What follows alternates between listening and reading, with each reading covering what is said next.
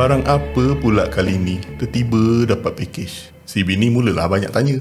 Ingat kita asyik beli barang je. Dia tak tahu padahal ni barang sponsor. Tak apalah, kejap lagi aku beritahu dia. Banyak pula bercakap aku nak unboxing ni. Kejap lah Bob. Nampak macam square je. Takkan keyboard lagi kot. Sudah. Kan betul keyboard. Memang penuh lah wall aku dengan keyboard lepas ni. Okay, brand Ioso Z11 Wired Mechanical Keyboard. Wow, aku first time pakai 61 keys ni. Yang aku dapat versi red switch punya. So dalam kotak ada keycaps pula, switch pula, extra keycaps dan satu kabel type C. Okay, kita test cucuk tengok. Wow, stylo. Kalau korang berminat dengan keyboard ni, detail ada di bio. Okay, test typing dengan bunyi macam mana. Kita sambung di part 2.